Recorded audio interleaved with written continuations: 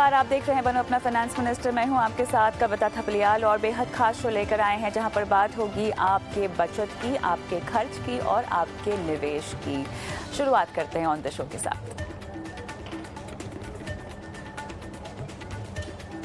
सोना है अनमोल, जरूरत पड़ने पर मिलेगा लोन। पर्सनल लोन के मुकाबले देनी होगी आधी ईएमआई। जानिए क्या है सोने पर लोन लेने का सबसे बेहतरीन उपाय।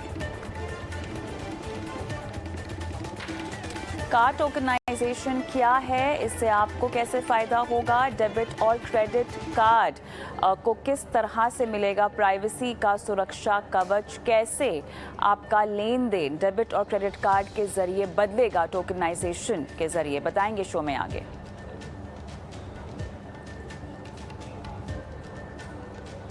आपके पोर्टफोलियो में जोखिम को कैसे समझें, इक्विटी और डेट फंड निवेश में कैसे बैठाएं तालमेल। बाजार के उतार चढ़ाव में सेक्टोरल फंड में निवेश करना कितना फायदेमंद होगा। इन सब मुद्दों पर बात होगी हमारे जानकार से शो में आगे।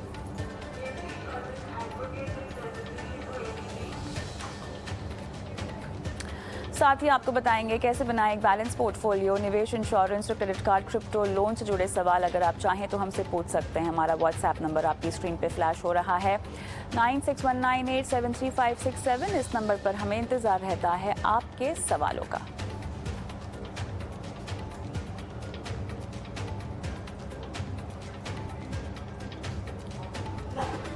चलिए शो की शुरुआत करते हैं सोने के साथ। सोने को हमेशा से मुश्किल वक्त का सच्चा साथी माना जाता है, इसीलिए भारत के लगभग हर घर में थोड़ा बहुत सोना जरूर रखा जाता है।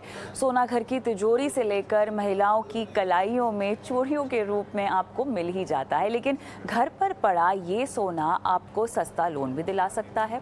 भारत में बैंक करीब 15 सालों से गोल्ड के बदले लोन मुहैया करा रहे हैं और ये लोन आमतौर पर क्रेडिट कार्ड या फिर पर्सनल लोन के मुकाबले काफ़ी सस्ता भी पड़ता है।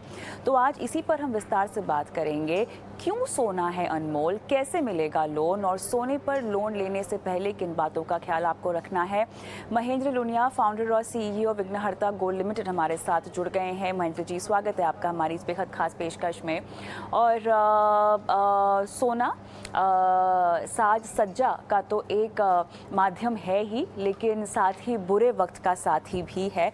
और सोने पर लोन लेने के क्या क्या तरीके हैं। तमाम फाइनेंशियल इंस्टीट्यूशंस, अगर हम बैंक्स कहें या एनबीएफसीज कहें, कैसे आप आसानी से जाकर लोन ले सकते हैं, इस पर विस्तार से बात करेंगे। तो सबसे पहले जब हम सोने पर लोन लेने की बात करते हैं महेंद्र जी, तो यहाँ पर मैं सोने के गहनों की बात कर रही हूँ, सिक्कों की बात कर रही हूँ, जो बार्स खरीदते हैं, किसी भी फॉर्म का फिजिकल सोना, उसी पर लोन मिलता है ना।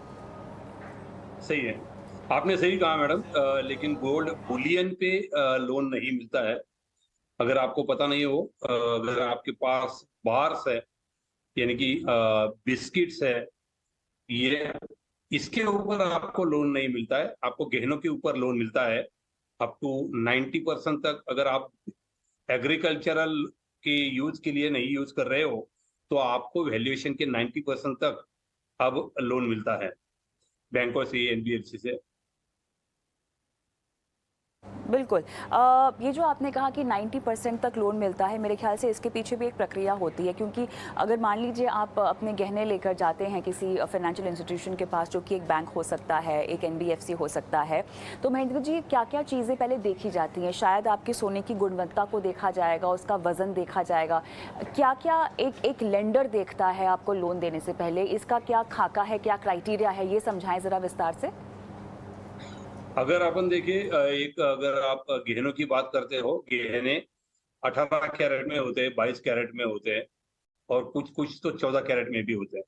उसके जो रेट्स होते हैं, 14 कैरेट का हो या 18 कैरेट का, 22 कैरेट का, उसका आज का जो रेट होगा उसके हिसाब से आपकी पहले मूल्यांकन किया जाता है, उसकी वैल्यू निकाली जाती है। उस वैल्यू के हिसाब से बैंक अपना एक रेट पहले से तय कर लेती है कि 24 कैरेट के लिए हम किस रेट पे लैंडिंग करेंगे, या किस अगर मान लीजिए आज 61,000 का रेट है 10 ग्राम्स के लिए, तो बैंक्स के अपने खुद के एक रेट रहता है। मे बी वो हेयर कट बोलते हैं अपन उसे, एक 58,000 या तो फिर 57,000 का उनका रेट रहता है। और उसमें भी अगर वैल्यूएशन 18 कैरेट है या 22 कैरेट है, 22 कैरेट यानी हो गया आपका 8% और कम हो गया। अगर मान लीजिए 61,000 का उन्होंने वैल्यूएशन 58,000 किया था, तो यहाँ पर और 8% नीचे आ जाएंगे और उतनी अमाउंट आपको लोन पे मिलेगी, यानी कि एक मोटा मोटी 55,000 तक की रकम आपको 10 ग्राम अगर आपका गोल्ड 22 कैरेट में है तो उसके ऊपर आपको मिलेगा 55,000 तक का लोन। अगर 18 कैरेट का है अगर आपका गोल्ड तो वो और नीचे हो सकता है, मे बी ये तकरीबन 24% रेट कम होगा, यानी कि उसकी लैंडिंग वैल्यू कम होगी उसकी। अच्छा, और अगर हम सोने की लोन की बात कर रहे हैं तो ये 18 से लेकर 24 कैरेट के गोल्ड पर मिलता है ना, कि इस पे भी कोई क्राइटेरिया है? 18 कैरेट, 22 कैरेट, 24 कैरेट ये तीनों पे मिलता है। 24 कैरेट में अगर आपके पास बिस्किट्स है या बुलियन है तो उसके ऊपर आपको बैंक से लोन नहीं देती है।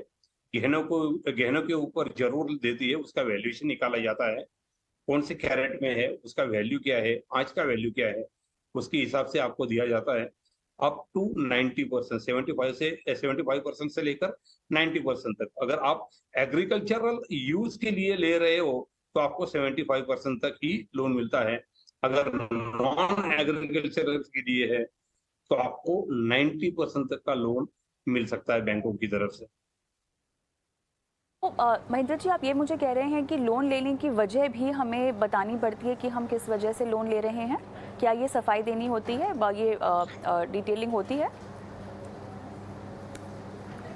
नॉर्मली सिर्फ इतना ही पूछा जाता है आपको कि एग्रीकल्चरल यूज के लिए है, तो फिर आपका जो लोन देने की जो ऊपर ही यानी कि ज्यादा से ज्यादा जो लेवल होता है वो 75% तक देता है।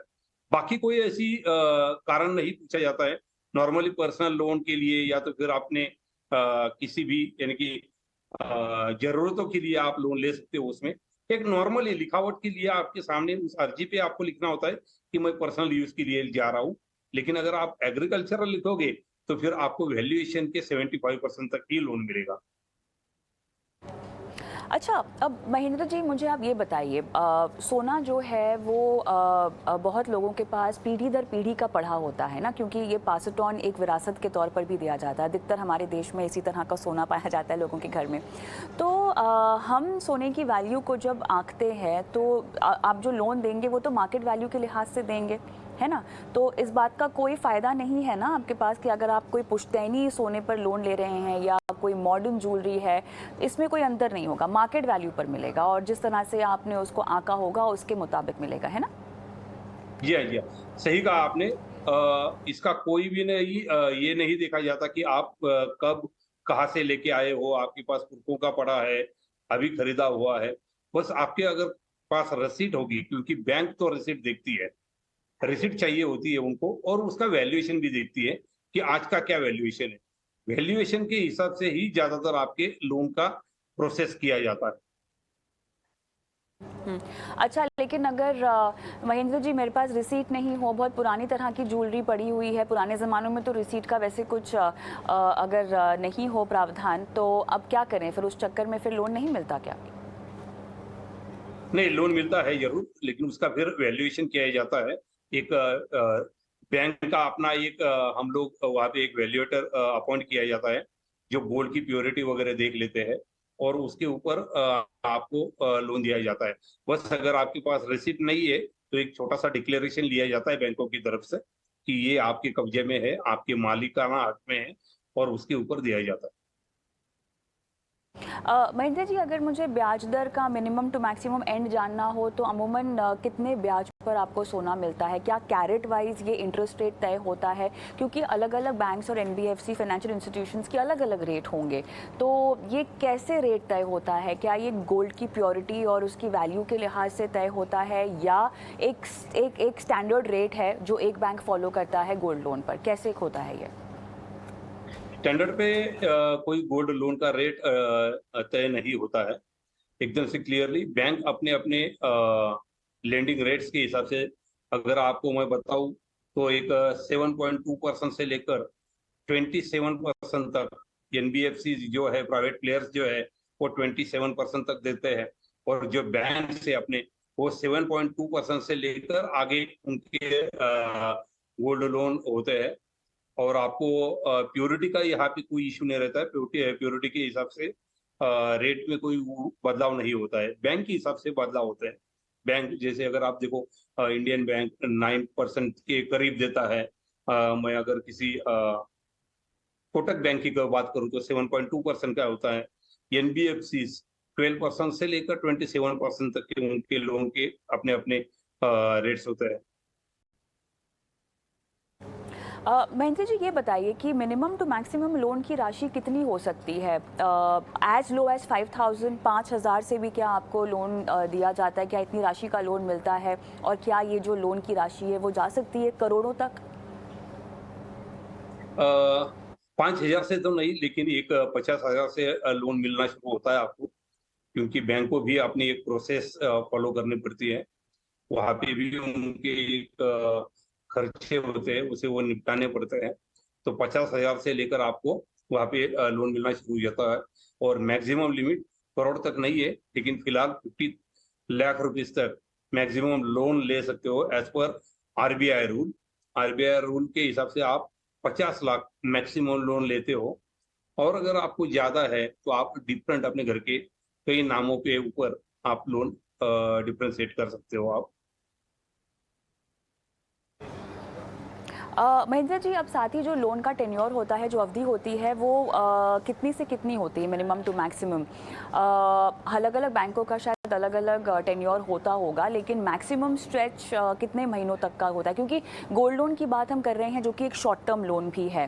और शॉर्ट टर्म लोन का मतलब ये है कि यहाँ पर 12 महीने से लेके और कुछ महीने तक ही आपको शायद लोन मिलेगा, है ना? जी हाँ।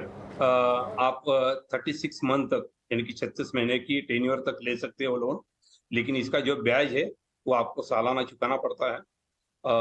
कई बैंक्स आपको ऐसा भी लोन की किस्त बना के देते हैं, मंथली आपके अकाउंट पे वो लोन ब्याज की राशि जो है जमा होगी, यानी कि आपको देनी होगी। तो आप महीने के हिसाब से भी आप अपना ब्याज की भुगतान कर सकते हो। अगर आपको ऐसा लगता है कि मैं इकट्ठा देना चाहूंगा साल के बाद, तो आप साल के बाद भी दे सकते हो। ज्यादा से ज्यादा आप 3 साल तक ही लोन ले सकते हो इसमें, गोल्ड लोन में, क्योंकि ये शॉर्ट टर्म का ही कहा जाता है। और इसमें आखिरी बैंक सवाल की आपसे कुछ जी। एक रिस्क भी जी। इन्वॉल्व होती है। जैसे अगर गोल्ड के रेट अगर नीचे गिर जाते हैं, तो आपको एक तय सीमा तक ही आपको बैंक बोलती है कि ठीक है, लेकिन उसके नीचे अगर गोल्ड के रेट आते हैं तो आपको तुरंत उसका भुगतान करना पड़ता है। ऑलराइट, आखिरी सवाल, क्रेडिट स्कोर की क्या अहमियत है गोल्ड लोन लेने में? सिविल की बात कर रहे हो आप, तो मैं आपको बता दूं कि सिविल रिपोर्ट की जरूरत यहाँ पे नापी नहीं जाती है। क्रेडिट स्कोर देखा नहीं जाता है आमतौर पे। दूसरी बात, क्योंकि यहाँ पे गोल्ड ही एक सिक्योरिटी वहाँ पे बैंक के पास आ जाती है, दैट्स वाई आपके क्रेडिट स्कोर की कोई गुंजाइश नहीं रहती है। लेकिन नॉर्मल डॉक्यूमेंटेशन है कि ये नॉर्मल केवाईसी करना जरूरी होता है। और इसके साथ ही मैं आपको और एक चीज बता दूं मैडम, कि अब गोल्ड लोन में अगर आप सॉवरिन गोल्ड बॉन्ड में अगर इन्वेस्टेड हो, तो आपको उसका रेट ऑफ इंटरेस्ट बहुत कम हो जाता है। जैसे अगर मैं बात करूं, कम से कम रेट ऑफ इंटरेस्ट की मार्केट में आज के तौर पे चल रहा है वो 7.2% है। लेकिन मान लीजिए आपके पास सोवरिन गोल्ड बॉन्ड है, तो सोवरिन गोल्ड बॉन्ड पे आपको 2.5% का सालाना ब्याज मिल रहा है। इसे अगर मैं आपके ब्याज के साथ अगर कंपेयर करता हूँ, तो तकरीबन 2.5% मुझे ब्याज दर कम हो जाता है। मोटा मोटी 4-4.5% तक का ही मुझे ब्याज जाता है। इसे मैं इफेक्टिव रेट बोलूंगा। इसीलिए अगर लोगों के पास गोल्ड फिजिकल पड़ा है, वैसे भी आज के दौर में अपन लोग बहुत पुराना गोल्ड रखते नहीं है, उसे अपन इन्वेस्टमेंट के तौर पे लेके जाते हैं। तो इसे अगर आप सोवरिन गोल्ड बॉन्ड में लेके जाते हो और उसके ऊपर अगर आप लोन लेते हो, तो वो इफेक्टिव रेट आपको 4.5-5% तक का ही लगता है। चलिए, तो ये आपने काफ़ी काम की बात कही है। और यहाँ पर फिजिकल गोल्ड को मैं सॉवरिन गोल्ड बॉन्ड में तब्दील कर सकती हूँ क्या? ऐसी प्रक्रिया है? नहीं, ईजीआर की प्रक्रिया चालू हो चुकी है अभी। ईजीआर बहुत ही जल्द दोनों एक्सचेंजेस पे भी ट्रेडेड होंगे। लेकिन गोल्ड को अगर आपको सोवरिन गोल्ड बॉन्ड में कन्वर्ट करना है, ऐसी आज के डेट में कोई प्रक्रिया नहीं है। लेकिन पहले अगर आप अपना गोल्ड ईजीआर में कन्वर्ट करते हो, उसे बेच के अगर आप सोवरेन गोल्ड बॉन्ड लेते हो, तो ये आपके लिए मुनाफे का सौदा होता है। क्योंकि आज आपके घर में पड़े हुए सोने को कुछ ब्याज मिलता तो है नहीं। जब आपने कोई ज़रूरत होती है यानी कि गोल्ड लोन लेने की, तब भी हमें उसका जो प्योरिटी है, वो आपको और हमें पहले तो कोई यहाँ पे हॉलमार्किंग होती नहीं थी, जिसके कारण हमने जहाँ पर से भी लिया था, बस एक भरोसे के कारण लिया था। और वो हमें पता नहीं होता है कि 18 कैरेट दिया, 22 कैरेट दिया या 22 कैरेट बोल के 18 कैरेट दिया। लेकिन सोवरेन गोल्ड बॉन्ड 24 कैरेट का माना जाता है, तो उसकी लैंडिंग वैल्यू भी अपने को यानी कि उसकी मिलने वाली रकम भी ज्यादा मिलती है। साथ में आपने घर में पड़ा हुआ सोना आपने गोल्ड सोवरेन गोल्ड बॉन्ड में लाने के कारण आपको सालाना ब्याज भी मिलता है 2.5% का।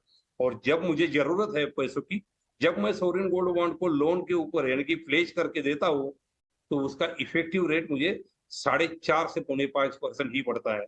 तो ये सबसे कम आज के डेट में पूरे मार्केट में इतना कम रेट, जो कि आपको सेविंग के बैंक अकाउंट में भी इतना नहीं, इतना ही मिलता है आपको, या तो फिर उससे ही थोड़ा सा ही ज्यादा आपको ब्याज देना पड़ता है 0.% पे। ये आपका फायदा हो सकता है। चलिए, ये काफ़ी इंपॉर्टेंट टेक अवे।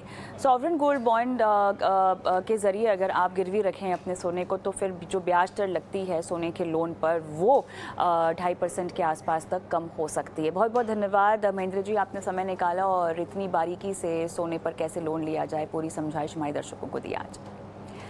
चलिए, शो को आगे बढ़ाते हैं और सोने पर लोन की बात तो हमने कर ली, लेकिन